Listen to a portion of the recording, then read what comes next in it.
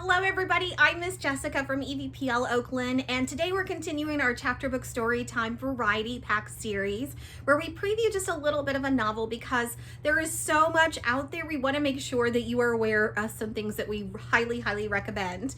Now, the book today is a science fiction novel. That's what we landed on with our Plinko board, and I cannot tell you enough good things about this series.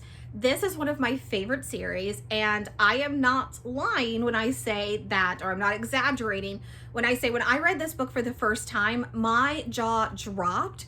I was shocked and immediately had to go get the sequel. I can usually kind of tell where a book is going. It is very rare that I am surprised by the ending of a story, and this one surprised me. So we are going to be reading Found by Margaret Peterson Haddix, and this is a part of a series. It is the Missing series, and this is book 1. We have done a book by her before because she is just an amazing writer that I really enjoy, and she has also done the Among the Hidden series, and they've got that on the back cover, and I also highly recommend that series. It's really good. But this one, it blew me away. I had no idea that that is where this story was going. Okay, so let's see what the inside cover says. 13-year-old Jonah has always known that he was adopted, and he's never thought it was any big deal. Then he and a new friend, Chip, who's also adopted, began receiving mysterious letters. The first one says, "You are one of the missing." The second one says, "Beware, they're coming back to get you." Jonah, Chip, and Jonah's sister Catherine are plunged into a mystery that involves the FBI, a vast smuggling operation, an airplane that appeared out of nowhere, and people who seem to disappear and reappear at will. The kids discover they are caught in a battle between two opposing forces that want very different things for Jonah and Chip's lives. Do Jonah and Chip have any choice in the matter? And what should they choose when both alternatives are horrifying? Ooh, so we're gonna go ahead and get started. And we're going to start with a prologue. It wasn't there, and then it was. Later, that was how Angela Dupree would describe the airplane over and over to one investigator after another until she was told never to speak of it again. But when she first saw the plane that night, she wasn't thinking about mysteries or secrets. She was wondering how many mistakes she could make without getting fired. How many questions she dared ask before her supervisor, Monique, would explode. "That's it! You're too stupid to work at Sky Trails Air! Get out of here!" Angela had used a Post-it note to write down the code for standby passengers who received a seat assignment at the last minute, and she'd stuck it to her computer screen. She knew she had. But somehow, when the flight arriving from St. Louis and the one leaving for Chicago, the Post-it note had vanished. Any minute now, she thought, some standby passenger would show up at the counter asking for a boarding pass, and Angela would be forced to turn to Monique once more and mumble, what was that code again? And then Monique, who had perfect hair and perfect nails and a perfect tan, would probably, and had probably been born knowing all the Sky Trail codes, would grit her teeth and narrow her eyes and repeat the code in all that slow, fake, patient voice she'd been using with Angela all night. The voice that said behind the words, "I know you're severely mentally challenged, so I will try not to speak faster than 1 word per minute. But you have to realize this is a real strain for me because I am so vastly superior." Angela was not severely mentally challenged. She'd done fine in school and at the Sky Trails orientation. It was just, this was her actual first day on the job. And Monique had been nasty from the start. Every one of Monique's frowns and glares and insinuations kept making Angela feel more panicky and stupid. Sighing, Angela glanced up. She needed a break from staring at the computer screen, longing for a Post-it. She peered out at the passengers crowding the terminal. Tired-looking families, sprawled in seats, dark-suited businessmen sprinting down the aisle. Which one of them would be the standby flyer who'd rush up to the counter and ruin Angela's life? Generally speaking, Angela had always liked people. She wasn't used to seeing them as threats. She forced her gaze beyond the clumps of passengers to the huge plate glass window on the other side of the aisle. It was getting dark out, and Angela could see the runway lights twinkling in the distance. Run away, she thought vaguely. And then, had she blinked? The lights were gone. No, she corrected herself. Blocked. Suddenly, there was an airplane between Angela and the runway lights, an airplane rolling rapidly toward the terminal. Angela gasped. What now? Monique snarled, her voice thick with exasperation. That plane, Angela said, at gate 2B. I thought it... What was she supposed to say? Wasn't there? Appeared out of thin air? I thought it was going too fast and might run into the building, she finished in a rush, because suddenly that had seemed true too. She watched as the plane pulled to a stop neatly aligned with the jetway, but it didn't. No worries. Monique whirled on Angela. Never, she began in a hushed voice full of suppressed rage. Never, ever, ever say anything like that. Weren't you paying attention in orientation? Never say you think a plane is going to crash. Never say a plane could crash. Never even use the word crash. Do you understand? Okay, Angela whispered. Sorry. But some small rebellious part of her brain was thinking, I didn't use the word crash.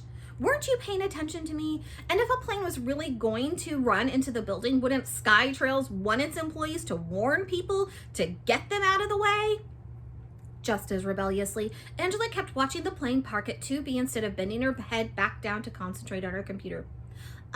Monique, she said after a few minutes, should one of us go over there and help the passengers unload? Deplane? She was proud of herself for remembering to use the official airline sanctioned word for unloading. Beside her, Monique rolled her eyes. The gate agents responsible for 2B, she said in a tight voice, will handle the deplaning there. Angela glanced at the 2B counter, which was silent and dark and completely unattended. There wasn't even a message scrolling across the LCD sign behind the counter to indicate that the plane had arrived or where it had come from. Nobody's there, Angela said stubbornly. Frowning, Monique finally glanced up. Great. Just great, she muttered. I always have to fix everyone else's mistakes. She began stabbing her perfectly manicured nails at her computer keyboard. Then she stopped mid-stab. Wait, that can't be right. What is it? Angela asked. Monique was shaking her hair. Must be a pilot error. She was grimacing in disgust. Some yahoo pulled up to the wrong gate. There's not supposed to be anyone at that gate until the Cleveland flight at 9:30. Angela considered telling Monique that if SkyTrails had banned crash from their employees' vocabulary, that maybe passengers should be protected from hearing pilot error as well. But Monique was already grabbing the telephone, barking out orders. Yeah, Bob, major screw up, she was saying. You've got to get someone over here. Now, I don't know which gate it was supposed to go to. How would I know? Do you think I'm clairvoyant? No, I can't see the numbers on the plane. Don't you know it's dark out? With her free hand, Monique was gesturing frantically at Angela. At least go open the door, she hissed. You mean the door to the jetway? Monique, pointing Angela, hoped that some of the contempt on Monique's face was intended for Bob, not just her. Angela imagined meeting Bob someday, sharing a laugh at Monique's expense. Still, dutifully, she walked over to the 2B awaiting area and pulled open the door to the hallway that led down to the plane. Nobody came out. Angela picked up a piece of lint off her blue skirt and then stood at attention, her back perfectly straight and just like in the training videos. Maybe she should keep track of standby codes, but she was capable of standing up straight. Still, nobody appeared. Angela began to feel foolish, standing so alertly by an open door when no one was using. She bent her head and peeked down the jetway. It was deserted and turned at such an angle that she couldn't see all the way down to the plane. To see if anyone had opened the door to the jet yet, she backed up a little and peered out the window straight down into the cockpit of the plane. The cockpit was dark, its windows blank, and that struck Angela as odd. She'd been on the job for only 5 hours, and she'd been a little distracted, but she was pretty sure that when planes landed, the pilots stayed in the cockpit for a while, filling out paperwork or something. She thought that they at least waited until all the passengers were off before they turned out the cockpit lights. Angela peeked down the empty jetway once more and went back to Monique. Of course, I'm sure that there's a plane at the gate. I can see it with my own eyes. Monique was practically screaming into the phone.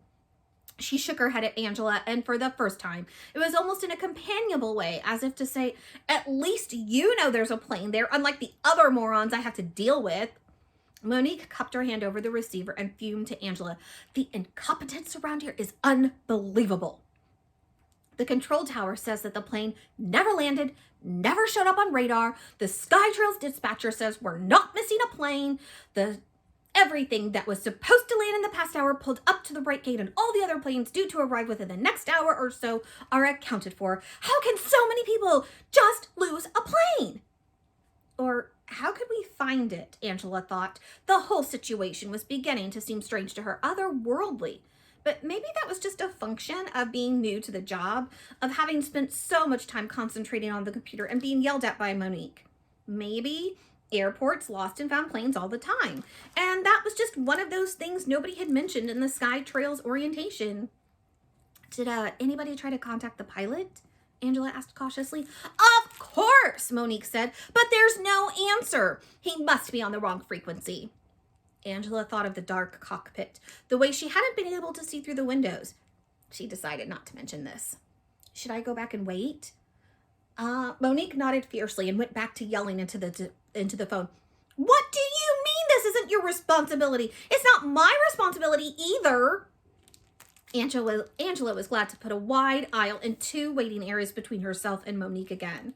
She went back to the jetway door by gate 2B. The sloped hallway leading down to the plane was still empty, and the colorful travel posters lining the walls.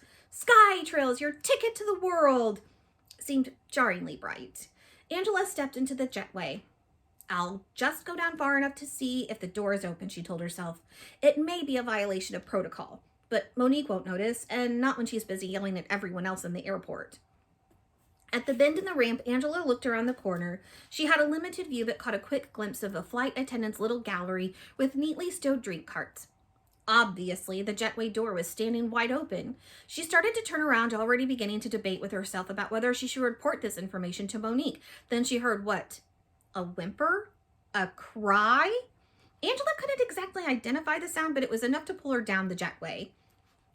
New SkyTrails employee saves passenger on first day of the job, she thought to herself, imagining the praise and congratulations, and maybe the raise she'd be sure to receive if what she was visualizing was real. She learned CPR in the orientation session. She knew basic first aid. She knew that every emergency phone in the airport was located. She started walking faster, then running. On the side of the jet, she was surprised to find a strange insignia. Tycon Travel, it said. Some airline Angela had never heard of. What was that? A private charter company, maybe? And then, while she was staring at it, the word suddenly changed into the familiar wings in the clouds symbol of SkyTrails. Angela blinked. That couldn't have happened, she told herself. It was just an optical illusion. Just because I was running, just because I'm worried that whoever made that cry or whimper. Angela stepped onto the plane. She turned her head first to the left, looking into the cockpit. Its door also stood open, but the small space was empty. The instrument's dark. Hello? Angela called, looking to the right now, expecting to see some flight attendant with perfectly applied makeup, or maybe some flight attendant and pilot bent over a prone passenger, maybe an old man, suddenly struck down by a heart attack or a stroke, or at the very least, passengers crowding the aisle, clutching laptops and stuffed animals brought from faraway grandparents' homes, overtired toddlers, crying, fragile old women calling out to taller men, "Could you please pull my luggage down from the overhead for me? It's that red suitcase over there." But the aisle of this airplane was as empty and silent as its cockpit. Angela could see all the way to the back of the plane, and not a single person stood in her view. Not a single voice answered her. Only then did Angela drop her gaze to the passenger seats. They stretched back 12 rows with 2 seats per row on the left side of the aisle and 1 each on the right. She stepped forward, peering at all of them. 36 seats on this plane, and every single one of them was full. Each seat contained a baby. 13 years later. Chapter 1. "You don't look much like your sister," Chip said, bouncing the basketball low against the driveway. Jonah waited to answer until he darted his hand and stolen the basketball away. "Adopted," he said, shooting the ball toward the backboard, but the angle was wrong and the ball bounced off the hoop. "Really? You or her, or both?" Chip asked, snagging the rebound. "Me," said Jonah, "just me." Then he sneaked a glance at Chip to see if this made a difference. It didn't to Jonah. He'd always known he was adopted, and as far as he was concerned, it wasn't much more of a deal than his liking mint chocolate chip ice cream, while Catherine liked orange sherbet. But sometimes other people got weird about it. Chip had one eyebrow raised, like he was still processing the information. This gave Jonah a chance to grab the ball again. Hey, if you're not, like, related by blood or anything, does that mean you could date her? Chip asked. Jonah almost dropped the ball. Yuck, no, that's sick. Why? Chip asked. Because she's my sister? Ugh, if Chip had asked him that question a few years ago, Jonah would have added, and she's got cooties. But Jonah was in 7th grade, and 7th graders didn't talk about cooties. Anyhow, Jonah hadn't known Chip a few years ago. Chip had moved into the neighborhood just 3 months ago in the summertime. It was kind of a new thing for Chip to come over and play basketball. Carefully, Jonah began bouncing the ball again. If you think me and Catherine don't look alike, you should see my cousin Mia, he said. Why? Chip said, is she even cuter than Catherine? Jonah made a face. She's only 4 years old, and she's Chinese. My aunt and uncle had to go over to Beijing to adopt her. He could remember the whole time Aunt Joan and Uncle Brad were arranging to adopt Mia, filling out the paperwork, sending away for their visas, crossing dates off the calendars, and buying new calendars to cross off new dates. His own mom and dad had spent a lot of time hugging him and exclaiming, "We were so lucky getting you, such a miracle." Catherine had been jealous. Jonah could just picture her standing in the kitchen at age 5 or 6, wispy blonde, pigtails sticking out on both sides of her head, a scowl on her face, complaining, "Weren't you lucky to get me too? Aren't I a miracle?" Mom had bent down and kissed her. "Of course you're a miracle too," she said, "a big miracle. But we had 9 months to know you were coming. With Jonah, we thought it would be years and years and years before we'd get a baby. And then that call came out of the blue." "The week before Christmas," Dad added. "And they said we could have him right away. And he was so cute with his big eyes and his dimples and all that brown hair." And then a year later, lovely Catherine came along.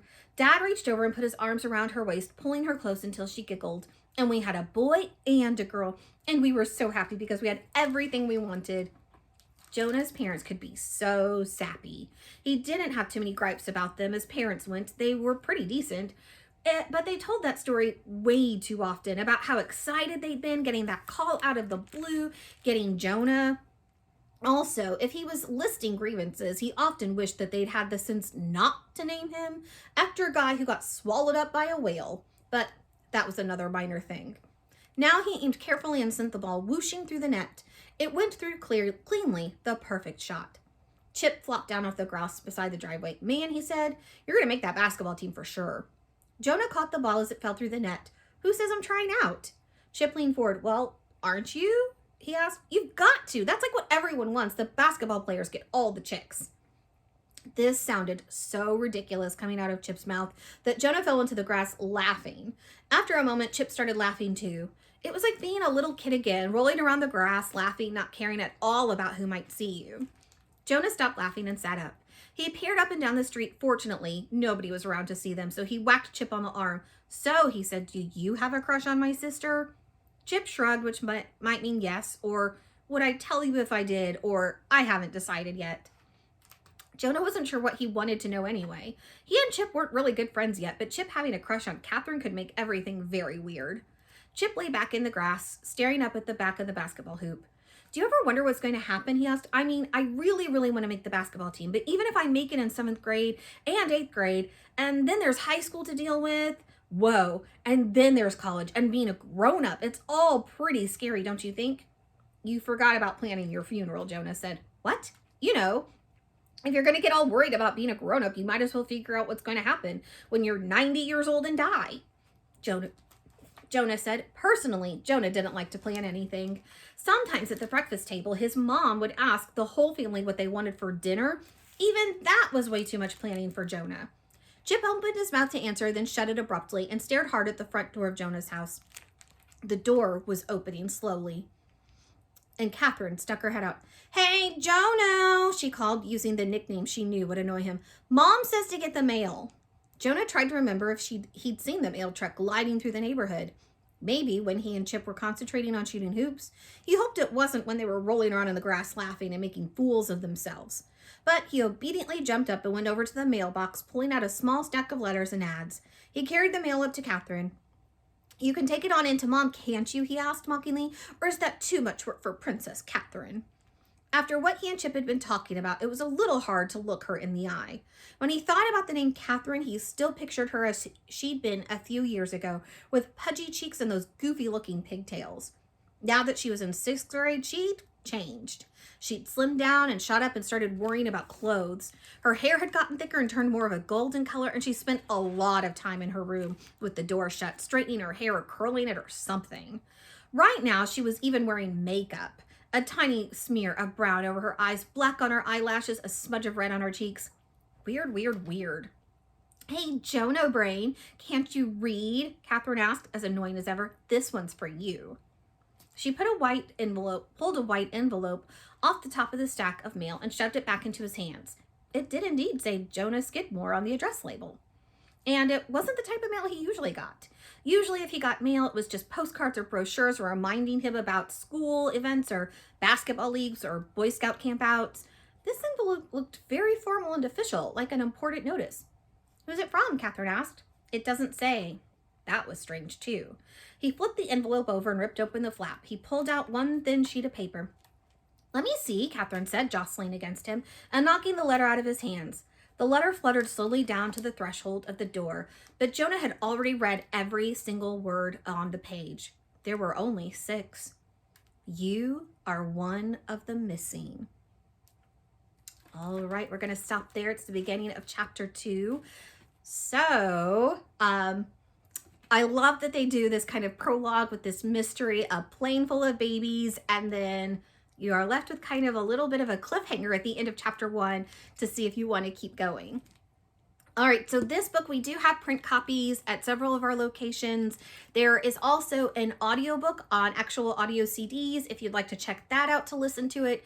We do have it as a playaway, and it is also as an e-audiobook that you can check out and listen to on one of our apps. So there are several different ways for you to keep reading this book, and I hope that you do, because like I said, I cannot recommend this enough. This is one of my favorite series, and it is absolutely shocking. I did not see the end coming to the first book and immediately had to keep going.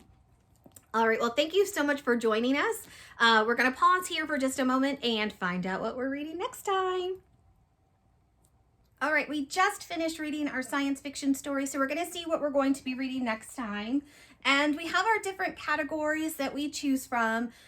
However, I was looking at what we have been reading lately, and there is a genre that we have not had in quite a while. So yes, I know a couple of times ago I cheated a little bit when I chose our fantasy story, and I'm so sorry. I'm going to cheat again. We are going to be reading a spooky story because we have not had that one in a while, and there is one that I'm actually really excited about that I really want to share with you. So next time we're going to be reading a spooky book, and if that is not something that you're interested in, then give us a pause for a little bit and always come back the next time.